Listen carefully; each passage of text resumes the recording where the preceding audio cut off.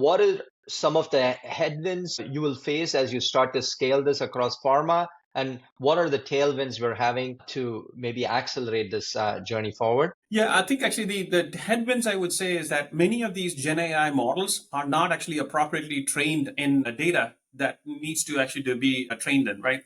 So there are a lot of large language models that exist today, and many of them are good for very many purposes. When it comes to actually the document generation piece, many of these large language models are often trained in data sets which are pretty large compared to actually the health sciences data. So number one thing actually that I would say is that the headwinds that is that bringing some of those large language models and not necessarily developing each other's thing, bringing in, but then utilizing these large language models to train in the data that you have internally and be able to actually to make that actually and train some of those large language models internally within your own sandbox, I might say, because you don't want to actually to put it out there, because these data, as I mentioned, privacy is absolutely critical, confidentiality is absolutely critical, and so we need to actually to ensure that it is within or your own sandbox. Try to actually to build these type of training models and ensuring that the data is or the output from these models is as accurate as it should be, based on actually your data that actually exists.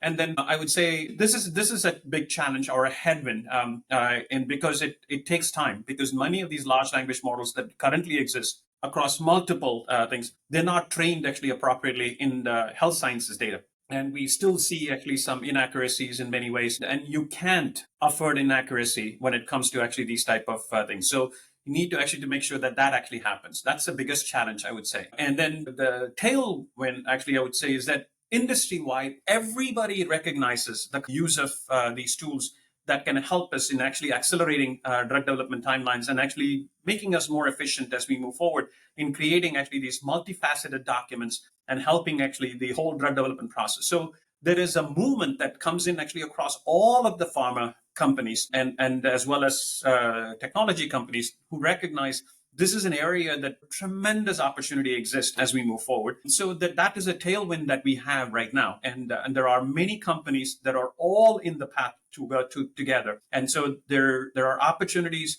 both from collaboration across pharma, collaboration across technology companies, and trying to find ways of making sure that these models are done appropriately in order to actually be able to suit the needs that we have actually across a different framework. That's critical.